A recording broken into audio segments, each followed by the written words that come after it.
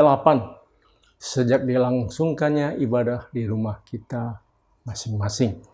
Para kepala keluarga bertindak sebagai imam di dalam keluarga masing-masing. Minggu ini adalah minggu pertama. Karena itu kita akan menyelenggarakan perjamuan kudus. Kita mempersiapkan diri dan hati kita untuk perjamuan kudus pada hari ini. Salam jumpa untuk keluarga besar GBI Cibunar dan keluarga besar GBI Hikmah. Sebelum kita mendengar dan menyimak firman Tuhan, mari kita menjadi satu di dalam doa.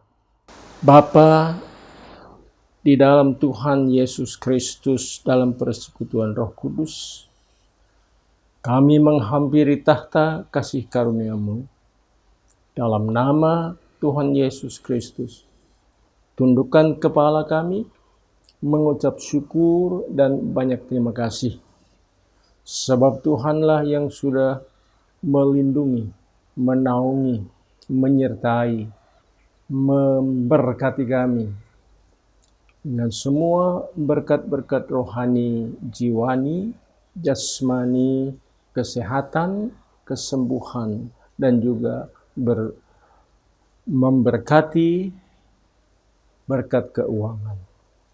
Bapa, curahkan atas kami roh hikmat dan wahyu, agar kami cepat mengerti apa yang Tuhan firmankan. Roh Kudus, berikanlah kepada kami kemampuan untuk mengerti dan mentaati. Bapa, terima kasih. Terima kasih atas otoritas yang Tuhan anugerahkan kepada setiap orang percaya. Dalam nama Tuhan Yesus Kristus, kami mengikat orang kuat atas setiap pribadi, dimanapun dan atas siapapun terikat terbelenggu dalam nama Tuhan Yesus Kristus. Kami hancurkan kuasa dan usir setiap roh yang menghalang-halangi kami untuk belajar mengerti dan mentaati. Bapa, terima kasih. Berkatilah seluruh jemaat yang sekarang ini sedang menyimak kebenaran firman Tuhan.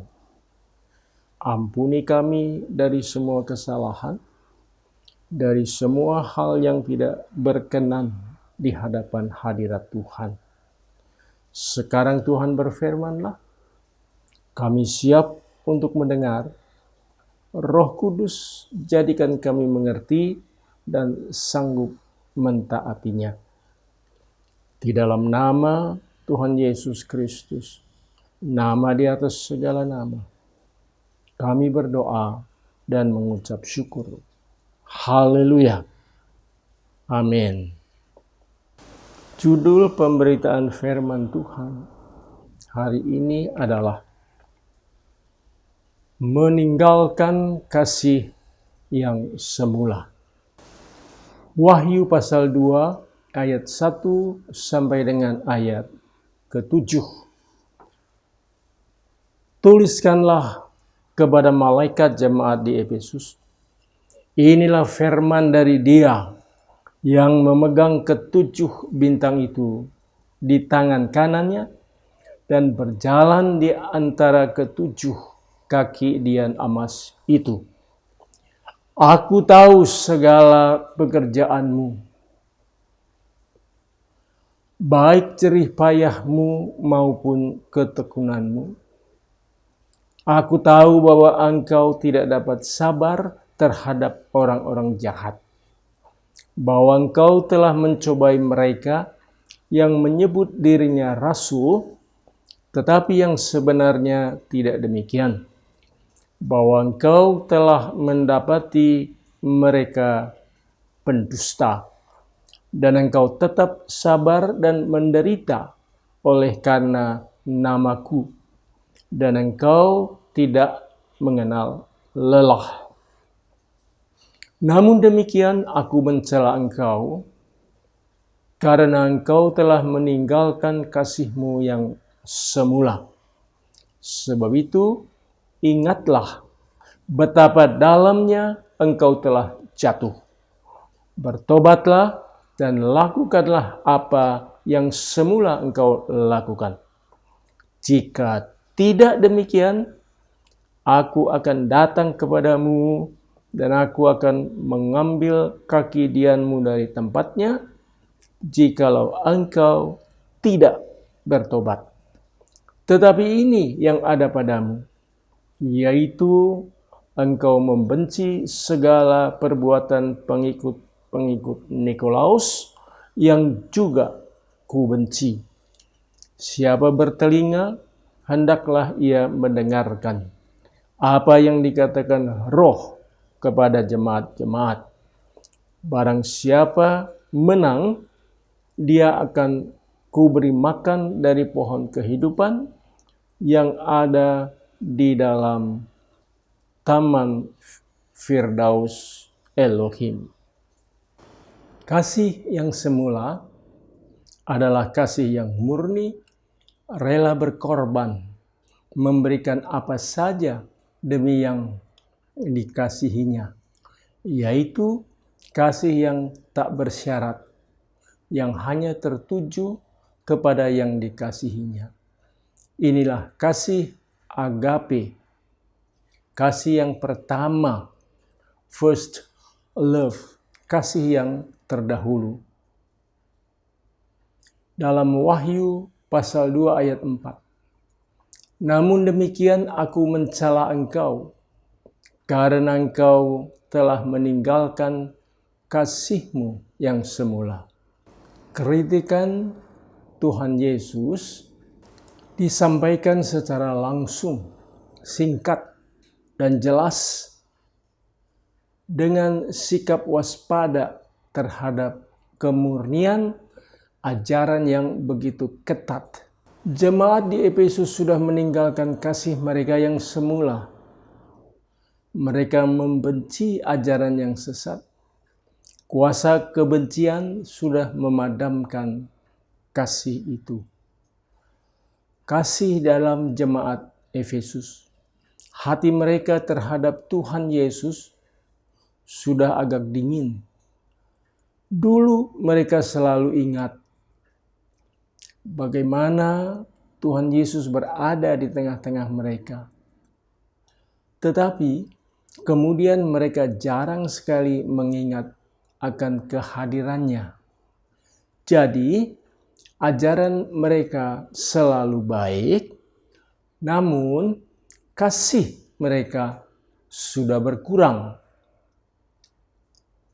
Kasih yang dimaksudkan dalam ayat ini terutama kasih kepada Kristus. Maka jemaat di Efesus diingatkan bahwa dia berjalan di tengah-tengah mereka. Tetapi kasih kepada Kristus tidak dapat dipisahkan dari kasih kepada sesama manusia. Seperti apa yang ditekankan dalam 1 Yohanes 4 ayat 20 yang berkata, jika seorang berkata aku mengasihi Elohim dan ia membenci saudaranya, maka ia adalah pendusta. Karena barang siapa tidak mengasihi saudaranya yang dilihatnya, tidak mungkin mengasihi Elohim yang tidak dilihatnya. Pokok masalah jemaat ini adalah sama dengan masalah Marta dalam Lukas 10 ayat 38 sampai dengan 42. Sama seperti Tuhan menegur jemaat Efesus dengan berkata, aku mencela engkau karena engkau telah meninggalkan kasih-Mu yang semula.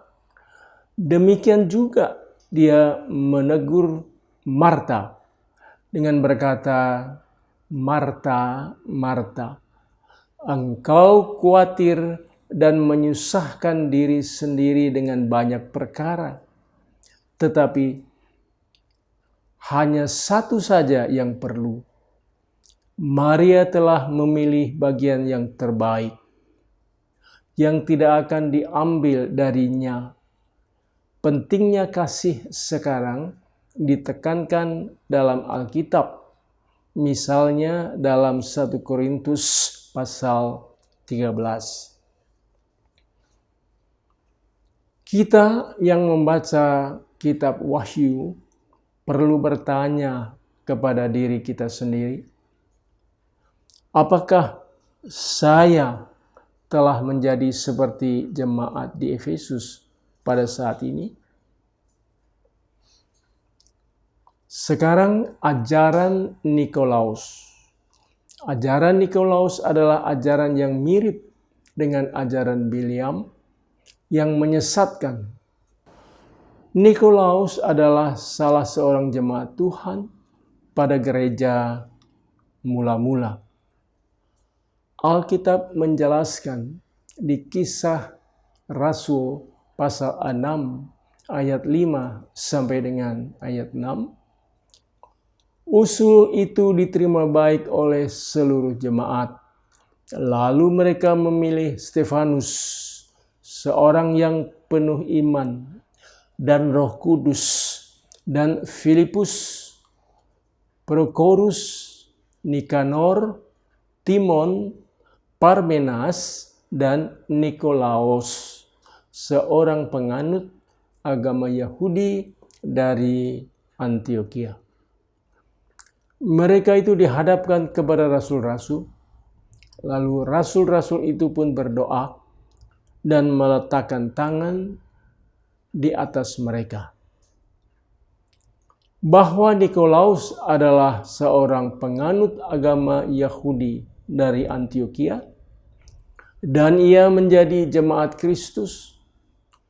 Artinya Nikolaus adalah seorang pemeluk agama Yahudi yang telah menerima Kristus sebagai Tuhan. Ajaran Nikolaus sebagai salah satu jemaat yang ditugaskan untuk melayani, Nikolaus mengajarkan juga firman Tuhan. Tetapi terbukti bahwa ajaran Nikolaus sangat dibenci oleh Tuhan Yesus. Nikolaus adalah seorang penyesat. Nikolaus ternyata adalah seorang penyesat.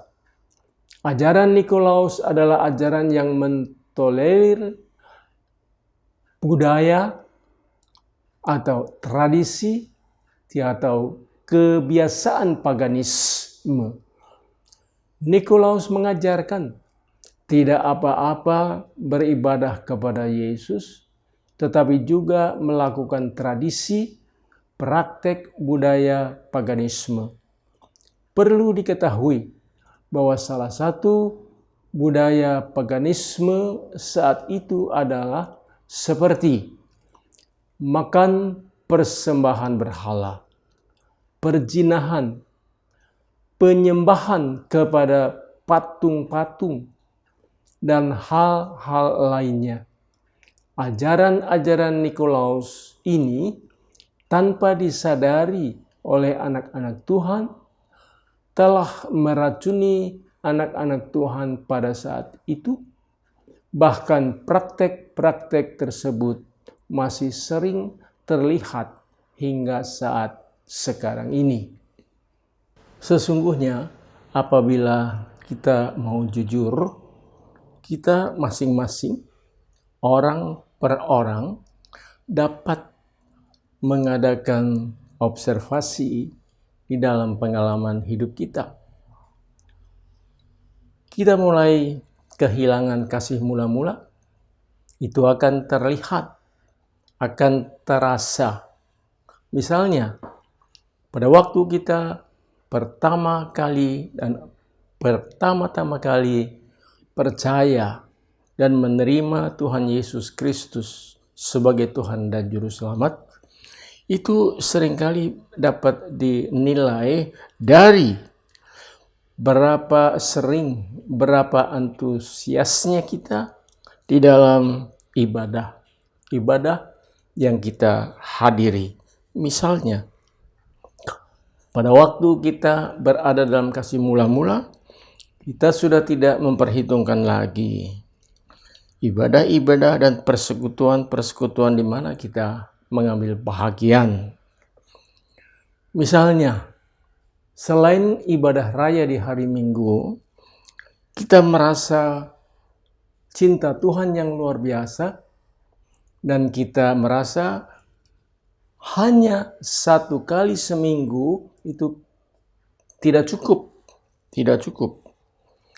Di tengah-tengah pekan ada persekutuan lain. Misalnya persekutuan pendalaman Alkitab, persekutuan untuk melayani jiwa-jiwa yang lain. Misalnya ada lagi Rabu Ceria, lalu disusul dengan hari Kamis doa puasa.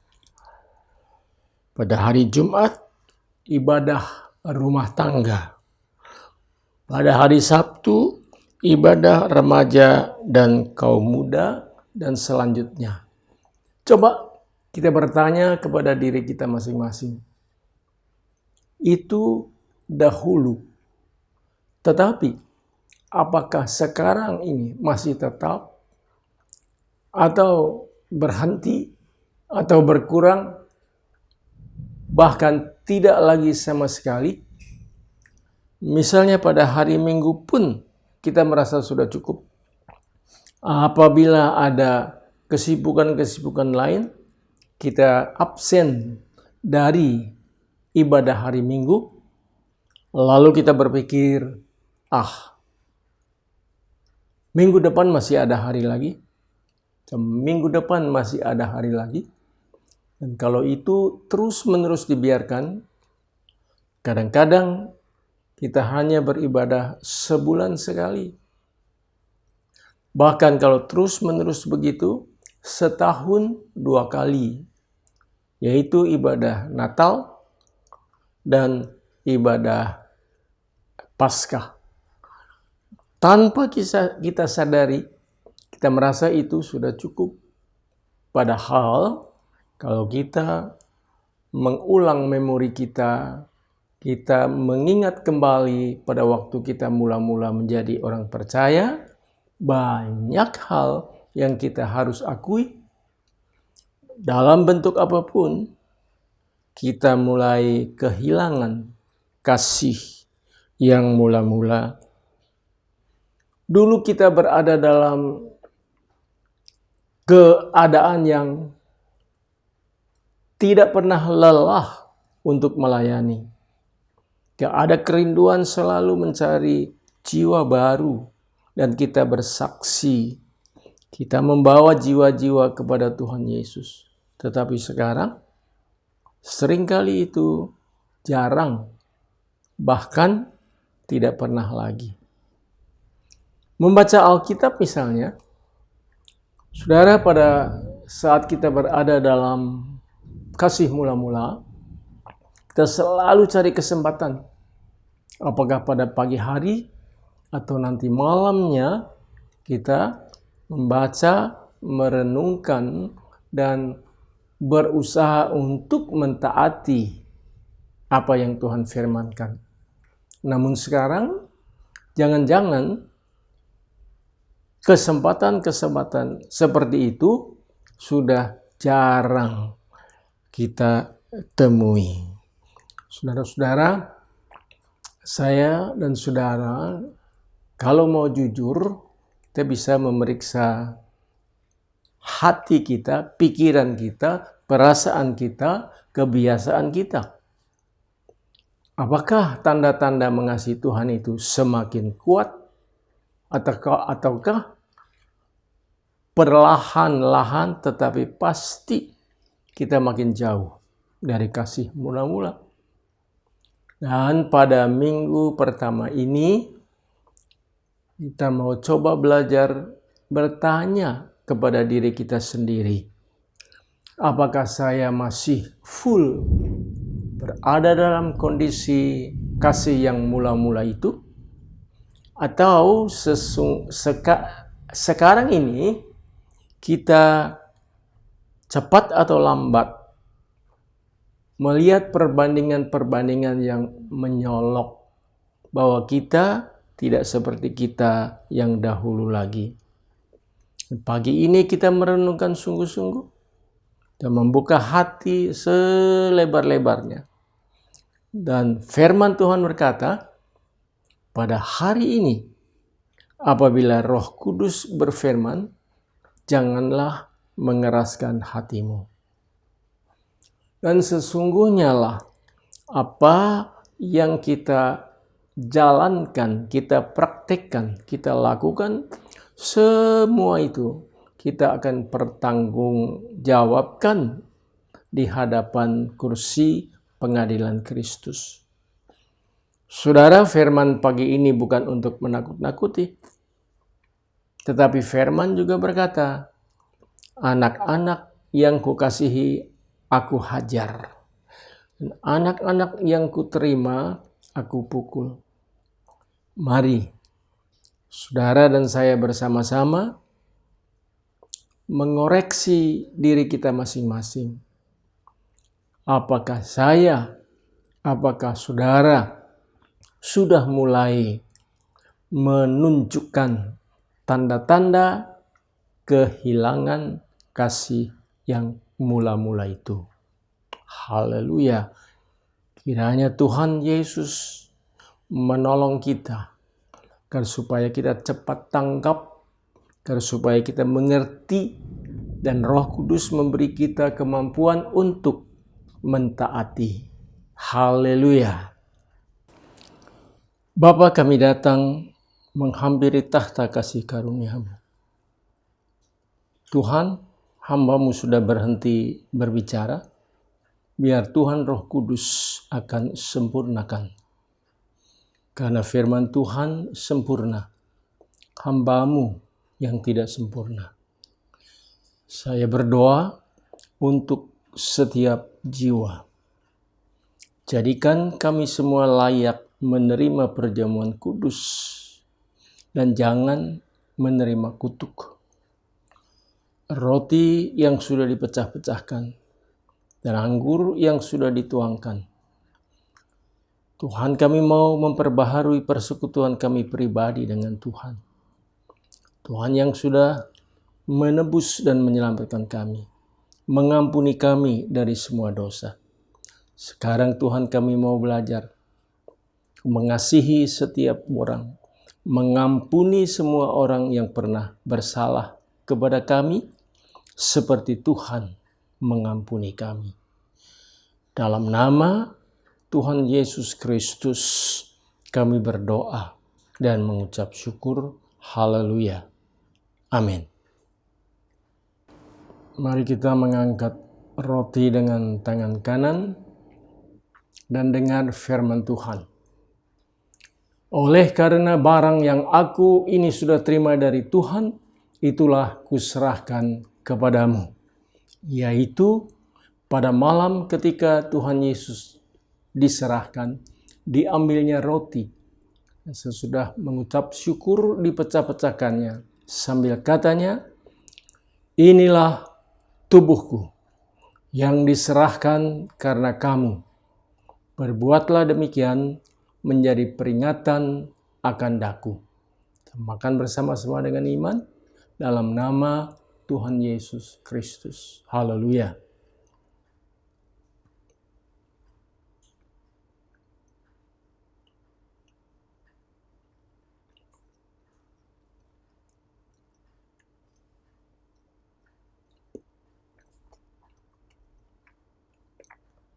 Mari kita mengangkat anggur dengan tangan kanan dan dengar firman Tuhan. Demikian juga cawan minuman itu.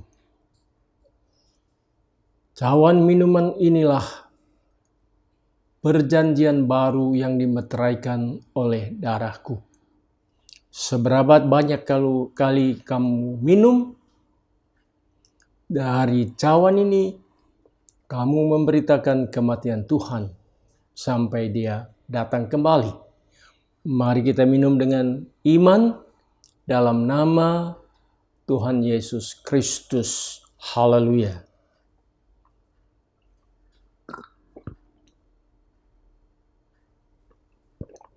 Bapa, terima kasih.